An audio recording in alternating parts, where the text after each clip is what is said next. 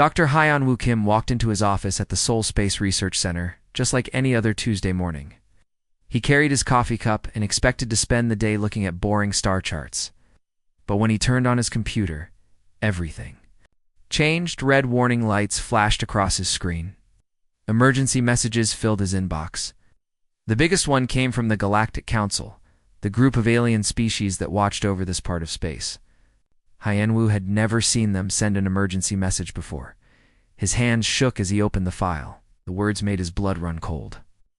Warning to all species in Sector 7. The Wanderer has been detected. Evacuation of all inhabited systems is strongly advised. Its estimated time of arrival, 18 standard months. Hyeon-woo stared at the screen. He had heard stories about the Wanderer in the old alien history books, but he thought they were just myths. Now he was looking at real data, real numbers, real proof that something terrible was coming. He called his friend Dr. So-young Park, who worked in the next building. So-young, you need to get over here right now. Let him bring the emergency. Coffee. When So-young arrived 10 minutes later, she found Hyeon-woo surrounded by floating hologram displays. Each one showed the same thing. A dark planet, twice the size of Earth, moving through space toward their solar system. What am I looking at? She asked, setting down 2 cups of strong coffee. The end of the world, Hyeon-woo said quietly. Maybe the end of everything. He showed her the data. The Wanderer appeared every 50,000 years, following the same path through space. Every time it visited a star system, that system died. Not just the planets, but everything. Stars went dark. Planets became cold rocks floating in empty space. Look at this list. Hyeon-woo pointed to another display. Kepler 442 system, destroyed 45,000 years ago. Wolf 359, destroyed 95,000 years ago. Gliese 667, destroyed 150,000 years ago. The pattern never changes. So-young sat down hard in her chair. How many worlds? At least 47 star systems. Hundreds of planets. Maybe billions of people. Hyeon-woo's voice was barely a whisper, and now it's coming here.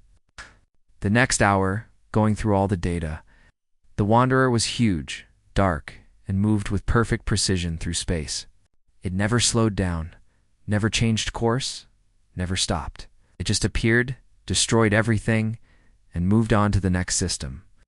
The other alien species are already running away, So-young said, reading through the latest reports. Altarians have moved their colonies to the far side of their galaxy.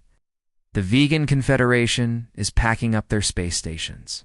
Oh, even the Regellians are leaving, and they never run from anything. They're not just leaving, Hyeon-woo said, his voice getting angry. They're writing us off. Look at this message from the Galactic Council. He pulled up another document. They say Earth is unlikely to survive, and that humans should prepare for the inevitable. Inevitable?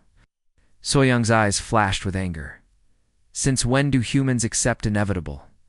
That was exactly what Hyeon-woo was thinking. He stood up and walked to the window. Outside, people were going about their normal lives. Kids played in the park across the street. Cars moved through traffic.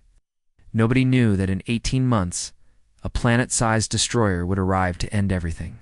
The aliens are running because they've tried to fight this thing before, he said. Every species that faced the Wanderer tried the same things. Some built huge weapons. Some tried to hide on other planets. Some even tried to destroy their own suns to stop it. Nothing worked. So what makes you think we can do better? So-young asked. Hyeon-woo turned around with a strange smile on his face. Because we're humans. We don't give up. We don't run away. And we definitely don't accept that something is impossible just because everyone else failed. He walked back to his desk and started typing quickly. I'm sending messages to every research center on Earth. NASA, the European Space Agency, the Chinese space program, everyone. If we're going to die, we're going to die trying. What exactly are you planning? So-young asked. I don't know yet, Hyeon-woo admitted. But I know one thing. Every other species tried to fight the Wanderer or run from it. Maybe it's time to try something completely different. Over the next few hours, responses started coming in from around the world. Scientists, engineers, military leaders, and politicians, All wanted to know more. By evening, Hyan Wu's small office had become the center of humanity's last hope. The phone rang constantly. Video calls came in from every continent. Everyone wanted to help, even though nobody knew what they were helping with yet. As the sun set over Seoul, Hyan Wu looked at So Young and smiled. You know what the best part is? What? For the first time in human history, every person on Earth is going to work together on the same problem. No wars, no politics, no arguing about money, just humans being humans. Outside, the stars were starting to appear in the darkening sky. Somewhere out there, the Wanderer was coming. But for the first time since he had read that terrible message, Hyan Wu felt hope. Humans had always been at their best when things looked impossible. 6 months after the world learned about the Wanderer, Dr. Taejin Lee stood in the middle of what used to be empty desert in Mongolia. Now it looked like the inside of a giant machine. Huge metal towers reached up toward the sky, connected by thick cables that hummed with electricity. Thousands of workers moved around like busy ants, building something that had never been built before. How many more days until we're ready? Asked Dr. Ji-hai Choi, walking up beside him. Her clothes were covered in dust, and she looked tired. Everyone looked tired these days. 3 weeks, maybe 4, Taejin said, wiping sweat from his face. The quantum communicators are the hardest part. We've never tried to build anything this powerful before. All around the world, similar construction sites were busy day and night. One in Antarctica, where workers had to battle freezing cold and snowstorms. Another in the Sahara Desert, where the heat was so bad that people could only work at night. A third in the Amazon jungle, where they had to clear trees and fight off insects. Right. Each site was building the same thing, a massive radio transmitter. Unlike anything humans had ever made, the idea had come from Dr. Minho Yoon, a young scientist who studied alien languages. 3 months ago, he had made a discovery that changed everything. It's not a natural planet, he had announced to a room full of worried world leaders. Look at these numbers. The way it moves through space, the way it changes direction. No planet can do this on its own. He had shown them charts and graphs that proved the Wanderer was controlled by something intelligent. It made tiny course corrections that were too perfect to be natural. It slowed down and sped up at exactly the right times. Most importantly, it seemed to know exactly where it was going. If it's controlled by intelligence, Dr. Yoon Ji-song had said, then maybe we can talk to it. The room had gone quiet. Talk to the thing that had destroyed 47 star systems? It sounded crazy. But then again, everything else had been tried and failed. President Martinez of the Global Defense Council had asked the obvious question. What would we say to something like that? We tell it who we are, Yoon-ji had answered. We show it what makes humans special. Give it a reason not to destroy us. That conversation had led to the biggest construction project in human history. 7 transmission sites around the world, each one more powerful than every radio telescope combined. When they were finished, they would be able to send messages across the entire galaxy. Now standing in the Mongolian desert, Taejin watched as the last pieces of the giant antenna were put into place. Workers cheered as the final connection was made. 1 down, 6 to go. His phone rang. It was Dr. So-young Park calling from the control center in Seoul. Jin, we just got the latest tracking data, she said. Her voice sounded worried.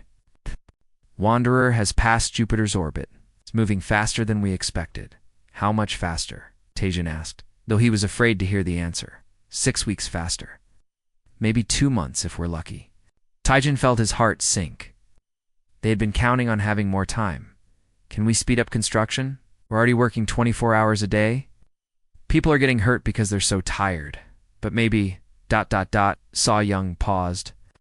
Maybe we don't need all 7 sites to be perfect. Maybe we can make it work with what we have. Around the world, similar conversations were happening. In Antarctica, Dr. Park Sung-ho was dealing with a massive storm that had damaged half of his equipment. In the Amazon, Dr. Kim Yoo-jin was fighting a fever that was spreading through her work crew. In the Sahara, Dr. Lee Jae-soon had run out of the special metals needed to build the most important parts. But nobody gave up. When the Antarctic team couldn't fix their damaged equipment, they rebuilt it from scratch, using parts from old satellites. When the Amazon team got sick, they taught local volunteers how to do their jobs. When the Sahara team ran out of special metals, they started taking apart old buildings and cars to find what they needed. The whole world was watching and helping. Children collected scrap metal for the construction sites.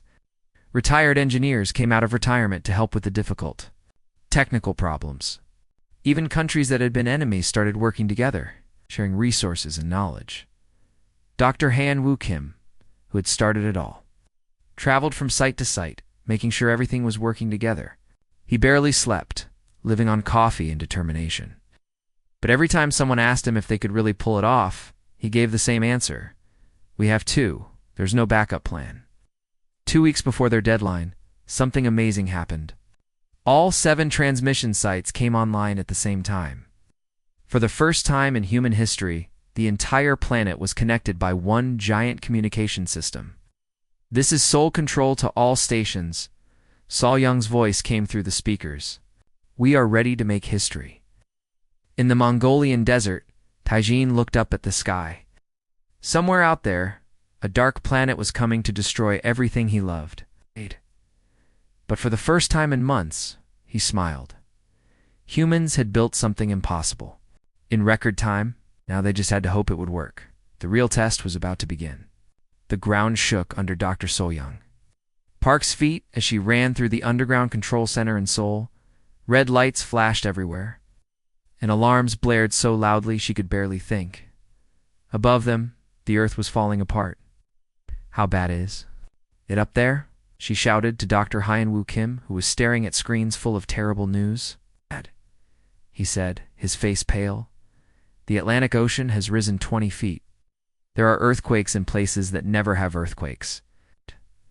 And it's only going to get worse? The Wanderer had entered Earth's solar system 3 days ago, and its gravity was already tearing the planet apart. The dark planet was so massive that it was pulling the oceans toward it, creating giant waves that crashed into coastal cities. Mountains were cracking. Volcanoes that had been quiet for thousands of years were starting to wake up. But in the deep, underground bunkers, humanity's last hope was about to begin. All stations, this is Soul Control. So-Young spoke into her microphone. Are you ready? One by one, voices answered from around the world. Mongolia, Antarctica, the Sahara Desert, the Amazon jungle, and 3 other sites. 7 massive transmitters, all pointed at the dark shape that now filled half the night sky.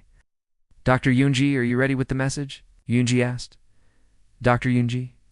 Song sat at a computer surrounded by thousands of files. Music, art, mathematical formulas, pictures of Earth, stories, poems, and scientific discoveries. Everything that made humans special, all ready to be sent into space. Ready, she said, her finger hovering over the send button. Everything we are, everything we've ever done, all in one transmission. Then let's introduce ourselves to the universe, Hyun-Woo said. Begin transmission. The underground facility filled with a deep humming sound as all 7 transmitters came to life. Across the world, the most powerful radio signal ever created shot out toward the Wanderer. Mathematical constants like pi and the golden ratio. Beethoven's Ninth Symphony. Pictures of families, children playing, and people helping each other. The entire history of human civilization compressed into one massive message. For 3 days, they transmitted everything. The Wanderer kept coming, getting bigger and darker in the sky. The earthquakes got worse. Tidal waves destroyed whole cities. But the transmission never stopped. It's not working, Dr. Min Ho-yoon said on the 3rd night. He was monitoring the Wanderer's movement, and it hadn't changed course at all. It's not even slowing down. Keep transmitting, Hyun-Woo ordered. You don't give up until it's over. On the 4th day, something changed. Dr. Ji-Hai Choi was the first to notice it. She was watching the instruments that measured the Wanderer's radio signals when suddenly, numbers started appearing on her screen that didn't make sense. Wait, she said, staring at her computer. Wait. We're getting something back. Control room went quiet, except for the sound of alarms and rumbling earthquakes. Everyone turned to look at Ji-Hai's screens. It's responding, she whispered. The Wanderer is transmitting back to us. But the signal wasn't like anything they had expected. It wasn't mathematical formulas or scientific data. It was something much stranger and more powerful. I'm getting emotions, Yanji said, working frantically to decode the transmission. Fear, sadness, hope, love, but not from one mind, from thousands of minds, maybe millions. The signal got stronger. Suddenly, the screens around the control room filled with images and sounds that made everyone stop breathing. They were seeing memories, but not human memories. These came from other worlds, other species, other civilizations. A blue world with 3 suns, where tall, thin people with silver skin lived in beautiful crystal cities. The memories showed their last day as their suns began to die and their world grew cold. A red planet where small, furry creatures built amazing machines that could fly between the stars. The memory showed them crying as their machines failed and their world was struck by giant meteors. A green world covered in oceans, where intelligent sea creatures created art from living coral. The memory showed their final song as their oceans boiled away. These are the worlds that the Wanderer destroyed, Minho said, his voice full of wonder and horror. But these aren't the memories of destruction. These are the memories of the people who lived there. More images flooded their screens. Hundreds of different worlds, thousands of different species. All of them dying, all of them afraid, all of them hoping for salvation that never came. But then something strange happened. Ow. The memories changed. Instead of showing death and destruction, they started showing something else. The same people, the same creatures, but somehow still alive, still thinking, still feeling, still hoping.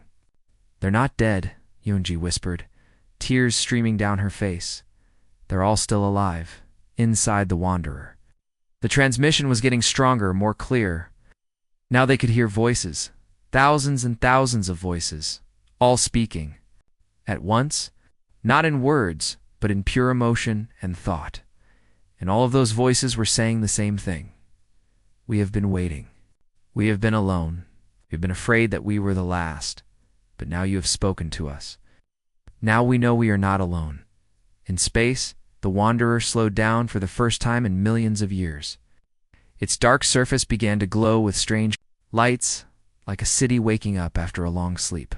It's not a destroyer, Hyenwu said, understanding flooding his face. It's an ark. Dr. Minho Yoon hadn't slept in 3 days. His eyes were red and his hands shook from too much coffee, but he couldn't stop working. The messages from the Wanderer were getting clearer every hour, and what he was discovering changed everything. Saw-young, you need to see this, he called. Across the control room, Dr. Saw-young Park ran over to his workstation, where dozens of screens showed decoded memories from alien worlds. I've been putting the pieces together, Minho said, pointing to a timeline on his main screen. Look at this pattern. The Wanderer doesn't just show up randomly. It arrives at the exact moment each world is about to die. Saw-young studied the data. What do you mean? Watch this memory from the Kepler 442 system. Minho played a sequence of images on his screen. Their star was dying. The planets were freezing. They had maybe 6 months left before everything died. That's when the Wanderer appeared. We switched to another memory, the red planet with the furry creatures. Giant asteroids were going to hit them. Their scientists calculated they had 1 year left. The Wanderer showed up 11 months later, and the ocean world? Solar flares were boiling. Their seas, they had weeks left. Minho's voice was getting excited, don't you see? The Wanderer isn't the cause of these disasters. It's coming to help. Across the room, Dr. Yoonji Song was working with the emotional parts of the transmissions. She had discovered something even more amazing. The consciousness inside the Wanderer isn't just one mind, she announced to the room. It's made up of every single person from every world it has visited. They're all still alive, still thinking, still feeling. They've been preserved somehow. Dr. Hyenwu Kim walked over to her station. Preserved how? I think their minds were copied at the moment of death and stored inside the Wanderer. Look at this. Yoonji showed him a complex diagram. It's like a massive computer, but instead of storing data, it's storing souls. The implications hit everyone at the same time. The Wanderer wasn't a destroyer, it was a rescuer. For millions of years it had been traveling through space, arriving at dying worlds just in time to save the people who lived there. But why do they think it's a destroyer? Dr. Taejin Lee asked from his station monitoring the Wanderer's position. Because saving them means their physical bodies die, Minho explained. The other species only saw the destruction. They didn't know about the rescue. Dr. Ji Hai Choi, who had been quiet all morning, suddenly spoke up. I'm getting new transmissions. The consciousness inside the Wanderer is trying to communicate directly with us. She put the signal through the main speakers. Instead of the confused mix of voices they had been hearing, now there was one clear voice speaking in perfect English. We greet you, humans of Earth, the voice said. It sounded old and tired, but also kind. We have watched your world for many cycles, waiting for the signs of ending. But you surprise us. The signs of ending? Hyun Woo asked, speaking into the microphone. All worlds end the same way, the voice replied. War, disease, natural disaster, stellar death. We see the signs. We come to offer salvation. We preserve the consciousness of all who live, so that nothing is truly lost. But our world isn't ending, So Young said. There was a pause, and the voice spoke again, and this time it sounded surprised. Your world shows no signs of ending. Your people are not dying. You contacted us by choice, not from desperation. This has never happened before. The control room erupted in excited chatter. For the first time, the Wanderer had encountered a species that wasn't about to go extinct. Humans had reached out just because they wanted to communicate. We have carried the memories of 10,000 worlds, the voice continued. Each time we arrive to find people begging for salvation from certain death. But you, ... you are different. You are not dying, yet you speak to us as equals. What happens now? Yeonji asked. We offer you the same choice we offered all others, the voice said. Join us in eternal preservation within our matrix, where you will live forever in perfect peace. Or remain on your world and face whatever fate awaits you. The room went quiet. It was the same choice every other species had faced. Give up their physical existence and live forever as pure consciousness. Or stay behind and eventually die. But Dr. Hyun-woo had a different idea. What if we don't choose either option? He said. What if we propose something new? New. The voice sounded curious. What could be new? We have seen everything that living beings can do. Have you ever had a partner? Hyun-woo asked. Someone to work with instead of someone to rescue. The silence stretched for a long time. Inside the Wanderer, millions of preserved minds were discussing this strange concept. Partnership. Cooperation. Working together instead of salvation and preservation. Explain, the voice finally said. You spend your time rescuing people after their worlds die, Hyun-woo said. What if we helped you save worlds before they died?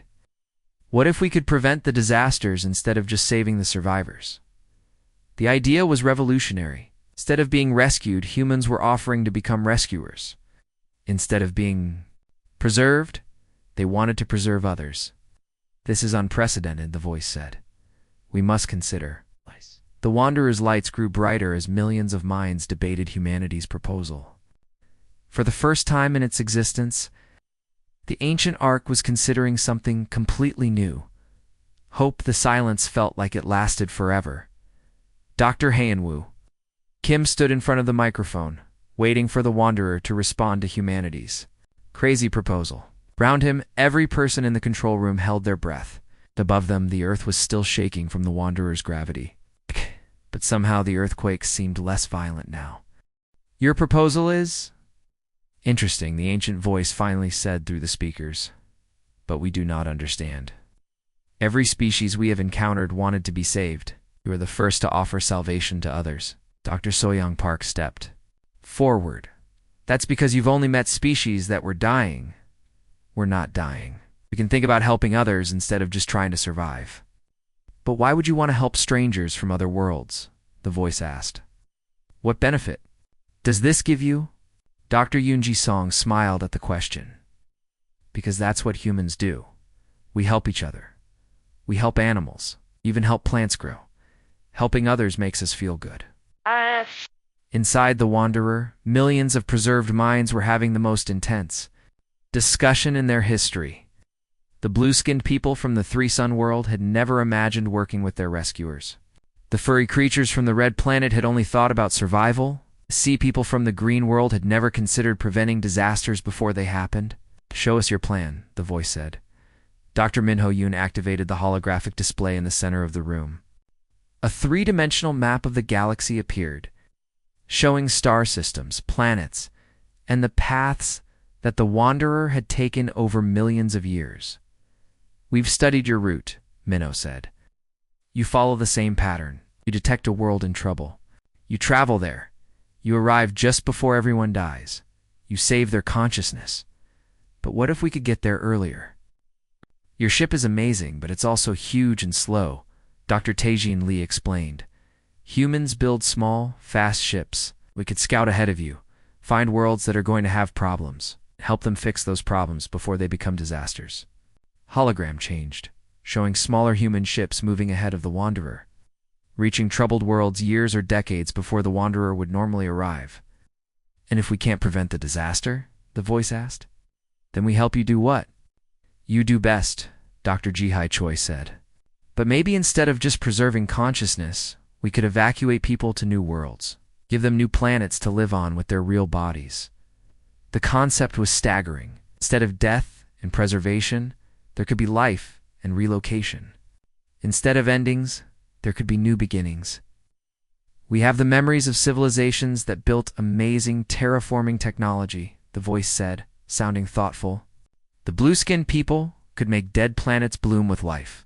The furry creatures built ships that could carry millions of people. The sea people knew how to create new oceans." "Exactly," Hien Wu said, getting excited.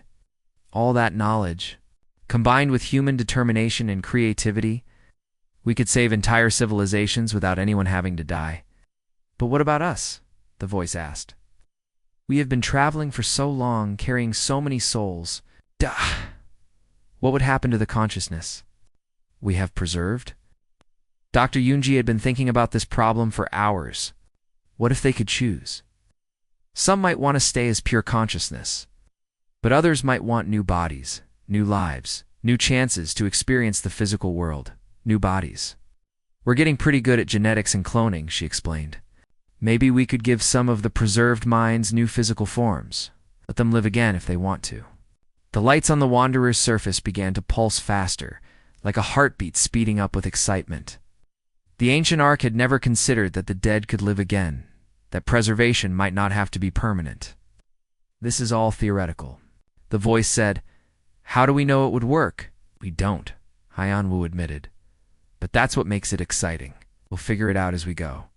That's what humans are good at. And if you fail, then we'll try something else. We never give up." The discussion inside the Wanderer continued for 3 more hours. Millions of minds that had been united in preservation were now debating the possibility of action, of hope, of genuine life instead of mere existence. Finally, the voice spoke. Again, and this time it sounded different. Younger somehow, more alive. "We accept your partnership," it said. "For too long, we have been collectors of endings. Perhaps it is time to become creators of beginnings." The control room erupted in cheers. People hugged each other, cried, and laughed, all at the same time. Above them, the Wanderer's surface blazed with lights as millions of preserved souls celebrated their first moment of real hope in eons. "Where do we start?" So-young asked. "We have detected 17 star systems that will face extinction events." "In the next 1,000 years," the voice replied. "Shall we begin with the closest one?" Hien Wu grinned. "Let's save the universe." Over the following months, the Wanderer took up a permanent orbit around Earth. Human engineers worked with alien consciousness to design new technologies. The preserved minds shared their knowledge, while humans shared their endless optimism and refusal to accept defeat. Soon, the first human Wanderer rescue ship would launch toward a distant world where a star was beginning to die. But this time, They wouldn't arrive to collect the dead. They would arrive to help the living. For the first time in cosmic history, salvation had become prevention. And it all started because humans refused to believe that anything was truly impossible.